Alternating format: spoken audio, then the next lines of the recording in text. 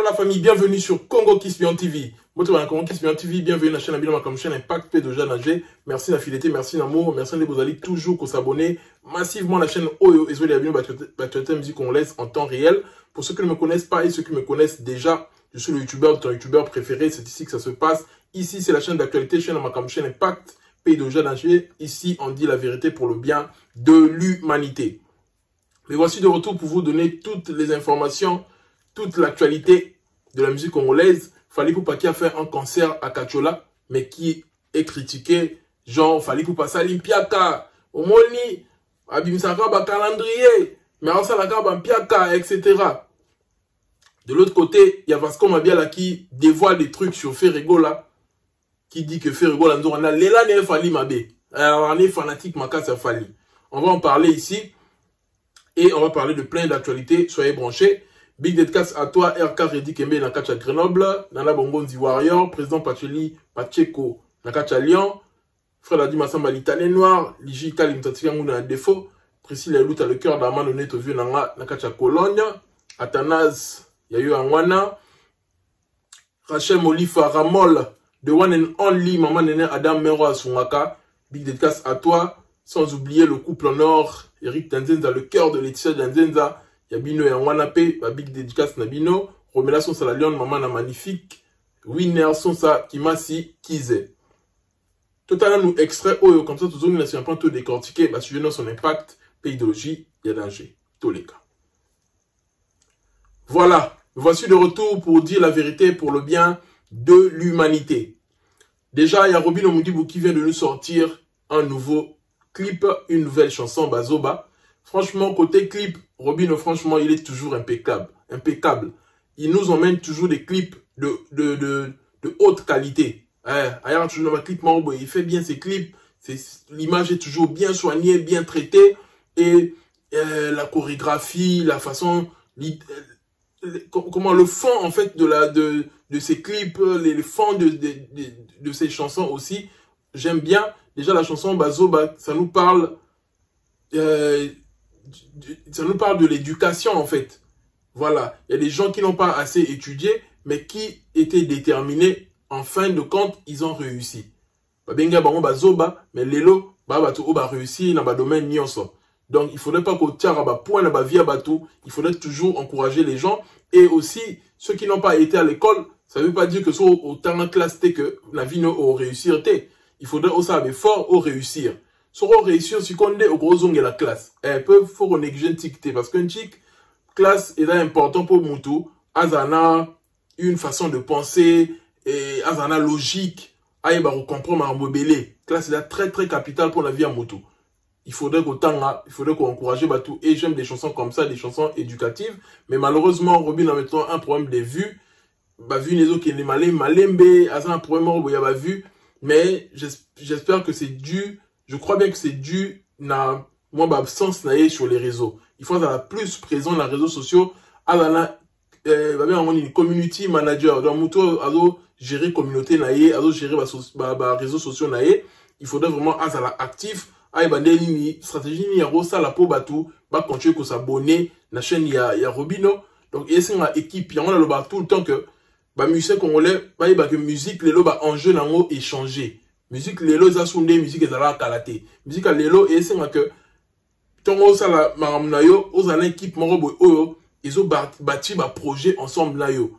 Yango lelo bato ba okamwa ba mona ki fallait avancer. Mais dans l'équipe moko boy ezo travailler et mona ba faille.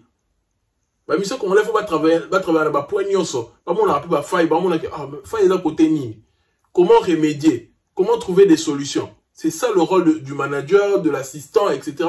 Bon, vandi, équipe, nous sommes et travailler. La mission congolaise, le bakomara, na ba staff kara, o bakumisara bango, tout wana, ils ont aidé bangote. Il faudrait être avec des gens, oh, bah, ça, ba professionnels du métier, bah, yebi maramongo, bah, on a ba faille, bah, on a ba difficulté, bah, oui, bah, neni, bah, résoudre, bah, problème, sous, et ça, là, que, bah, artiste va évoluer. Toi, les gens, un problème, photo le bango, musique congolaise tu perdre place na biso comme il se doit. Tu vois quand même il a fallu ça be fort mais place où tu as une place de choix où tu as une tu as souper un tu as la guité.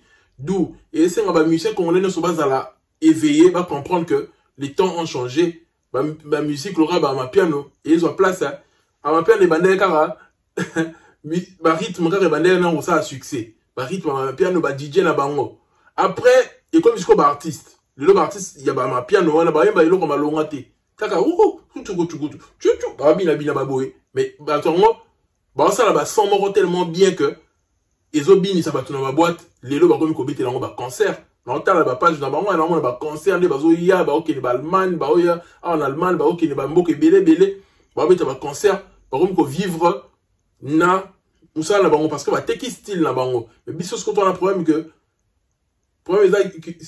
to style na biso derrière et ebani mais et perdre efficacité na yango rumba na biso perdre efficacité na yango et perdre efficacité na yango il faudrait que ba musicien congolais ba yeba eloko on va comprendre que ah rumba na biso perdre efficacité na yango qu'est-ce qui se passe qu'est-ce qui manque à notre rumba il faudrait qu'on commise à yango moderne il faudrait que kota na système na minute oyo ko comprendre industrie musicale ndenge zo fonctionner actuellement ko ça va m'amte ndenge za la kala tout wana et ça là que tout émerger tout conjuguer ko évoluer mais tellement que la musique congolais bazan la distraction makasi ba comprendre ba biloko wana nyon sauter ba ça ba étude té sur évolution na bango biango bazo accuser Fally Laurent net Fally muta komi diable na bango komi démon à vie na bango alors que Fally lui azan la label non ya muni na France et lokana commandé ba réfléchir sur yango té Fally dans la label muni na France et pendant ba manager o ba tangi na poto ba yebi ndeni ko gérer un artiste. Parce que tant qu'on va faire évoluer la musique, bino bozaka wana bo qui n'est pas la critique, bo critiquer kaka, bo critiquer kaka. Est-ce que ça bo critiquer, bo moi que besoin évoluer té, bo critiquer ti mo colonie. Tenzo kende. L'émission congolais devrait comprendre que bah enjeu musique et changer concurrence et comme makasi, il faudrait qu'on changer manière ya reproposer bah projet na bango. Et bon moi la scola tu Fally abimisi formule 7 un album oyo et bangi sabatuba bim sab album actuellement les gens ont peur hein. Si ba que les héritier que kokutana album je vais retrouver dans mon élément on va retrouver bien les ni bidens mais ti aké na nzungu ya album pour va comprendre que toi la choité photo bimisa son au fala bimisi qualité au fala bimisi album a Fally batuba yo ka on va vendre la rango parce qu'on a bien la tangi ka faire mais là à faire était ba musicien nous sont là héritier ba ton album a Fally bimi ba vendre la ba yebi que Fally za génie voilà la vérité ba yebi que Fally za génie ba yebi que Fally a yebi ko structurer album ba yebi force ya Fally en termes d'album ba yebi yango ti ba ya ba dire na bango autotune a be ta rappeler back et la façon ya go ça là que ba fanatique na bango ba zo maloba ndeni ba ko critiquer ba warrior ba ko critiquer Fally. Mais en soi, consciencieusement, bah, artistes, sauf Fally bimisi projet, bah, fan de l'ango, bah, yo, karango. Ils sont fanatiques de la mélodie de Fally. Fally, c'est un artiste mélodieux. Ayebi ko sa ba rumba, ayebi ko sa la ba chanson. Tant ça succès, ils a été au hasard, au qui c'était. Ils a savoir-faire, ils a talent. Fally l'aurait différencié, il a ma mission, on a nion sur talent. Il est plus talentueux que. On a talent makasi Joana. En attendant makasi ayebi ko tia savoir faire na album ayebi structure ya album album a Fally so yo kango yo album ba tumususu o so bien que ya lo longue bien awa o kiti suma o kiti na se makasi yango ba tu ba comme le problème que ce qui album est bimi après formule 7 ou bien bimi nzela na formule 7 ba ko yo ka album wana parce que niveau ya boulot niveau ya organisation ya album ya structure ya album et ko kanate et balanate o yo album a Fally ok album mususu au moment bien que le ou bien musique à solo côté on reconnaît musique à manzanza et ça que parce que ba musique congolais va perdre sérieux wana ezalaka na rumba sérieux wana ezalaka souci wana ya osala ba tube ya osala ba hit ya traverser ba frontière souci wana ezalaka souté souci comment on la Fally photo le ba ke Fally osala autotune photo ça la bobok par comment on créer ba stratégie na ba staff na bango to lo bani mikolo sur Fally à le même ma Vivendi tout est bangala ni kama Vivendi Vivendi on est à l'ukuta. Mikolo va se focaliser dans mamou ezali essentiel T. Mamou ezali important T. Essentiel dans la carrière mutu eza ko ça ba hit ko ça ba tube ko comprendre qu'est-ce qu'il faudrait faire pour en percer. Et ben on se voyait là à côté où et apportera absolument rien. Et Fally le voyait depuis alors on a que il y aura un certain temps ba futilité nous so oyo les assumes l'impact T. Musique pour percer il faudrait au long la futilité wana nyonso fala longola ba futilité nyonso wana ya musique à Congo Yanga bima la ghetto. Et face à arriver à Nigeria, face à ma piano, face à la musique américaine, etc. To comme musique à Congo et donc il y a le moment to bomba qui en la voile va dévoiler en va dévoiler par artiste monsieur que artiste monsieur va sérieuxté. Et le sérieux il a fallu et ça là que tout le monde a pu artiste surtout comprendre vraiment que ah bah sérieuxté bah aventurier. Le artiste c'est bien to comprendre que bah gros aventurier. Bah gros aventurier, bah ça les lots pratiquement le côté mais bah ma casse une critique. Bah ça va gros aventurier. Bah comprendre la que les temps ont changé, les choses ont changé. Autre temps, autre mœurs, bah ils ont évolué. Bah oui, bah gros aventurier. Fally Ipupa qui vient de nous faire un concert en Côte d'Ivoire à Kachola. Un concert magnifique où on voit des gens en train de chanter des chansons de l'album Formule 7. Un album qui a moins d'une année, moins d'un an. Mais bah oui, ma chanson en bah oui, ma nzembo a 4 albums en haut, album en bima déjà ça fait 10 ans. Mais bah artiste qui avant Fally na Côte d'Ivoire ferré. Bah nzembo il y a dernier album né récent. Bon l'exception vidéo a qui micro bah oui, ma nzembo album récent. Ils attendent. Côte d'Ivoire où tout photo c'est pélan là-bas parce que bah adopta biso, adopta musique na biso bah yo karabiso ba landela biso. Yango là ba Michel Congolais quand même bazora moi souffle. Eh nga la bête rappelé Côte d'Ivoire. Fallait bête à Côte d'Ivoire, nga la bête à Côte d'Ivoire parce que Côte d'Ivoire est adopta biso.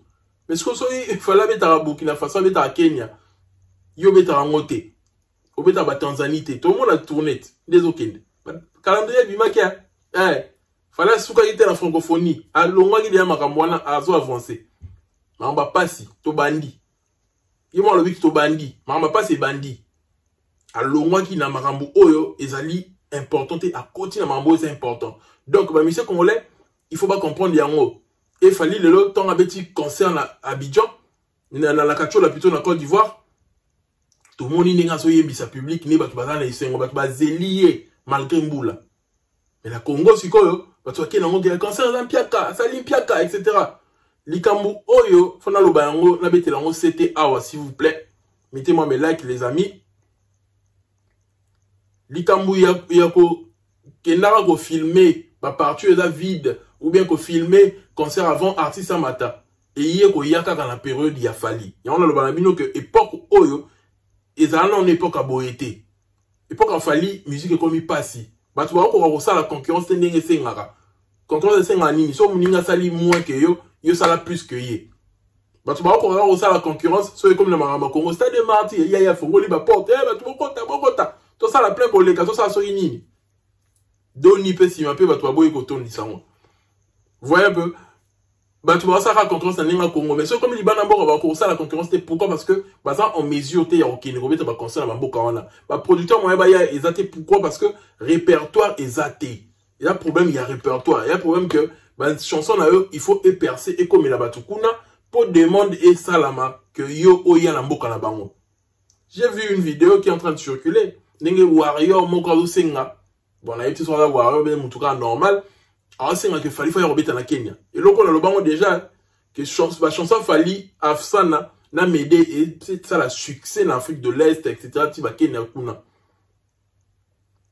ils ont un succès moko énorme ti ba fanati ba komo ça ba vidéo que non faut Fally ya pour Fally beta na Kenya en 2017 je crois ou 18 ba senga sou Fally zonga kuna parce que ba chanson na les autres traversées et ba producteur pour ba ya pa na yo faut ba mona ba nze mon ndenge zo yela bango pour ba ya otala nini ba ya otala teka combo na yo non ba to ya otala ba nzembu otala yo na ba nzembu ozo proposer contenu na yo et les musiciens devraient réfléchir de la sorte réfléchir que il faudrait chercher à percer pour de vrai. Fally avait compris ça plus tôt que ah non faut comme à niveau mort boyer tout percer bien ma casse tout comme bien que demander comment ma casse ba no senga partout faut na ça ni faut na luka label à malonga azana na Universal après comme na Warner à comprendre biloko na nyoso ba enjeu kazaki na producteur mo bazaki aventurier David Monso il fallait que l'on pas producteur wana ko kede ko mi pesa na maboko ba tout o ba ko pesa yo visibilité bi na ndenga solo et puis ba tout o bozala bien même moral de Toloba. Parce que David Monceau, à l'époque, il bouffait l'argent derrière Fali. Hein. Fali Biloko a expliqué où Riché, parce que Riché, en avion, a Fali. Si le là explique à Bissoté, Balsola Rani, il a Fali. Fali Maramboto a expliqué en jeu et en musique. A expliqué que le producteur, on a David Monceau, a un mouvement profiter en abatou. C'est un profiteur. A Yepa Nayo, a utiliser image Nayo pour abano beta matolo naye, abano kosabatou, featuring mususu, a senga batu bambongo ebele, a senga batu bambongo ebele pour akutana Fali kuta yebate. Falazo Kendeka, Razo Yeba, David Monceau, Alagi frappeur. Donc, Ayeba qui production, mais à chaque sous nama yele ya mabe la kati na makambango. Il fallait avoir compris que na mutabo eto évoluer té. So dans continue aux anaye. So il y a artiste congolais mususu ngalo baki le cas yedenga na droit chemin na yeba na droit chemin tout collaborer déjà bien tout tika la kaka. Mais fallait avoir compris que nous muto to évoluer té. Pour na évoluer na personne na kota na France etc. So na na mutaboye awalo. Après ça n'a pas si na carrière na ngai parce que Fali tala lelo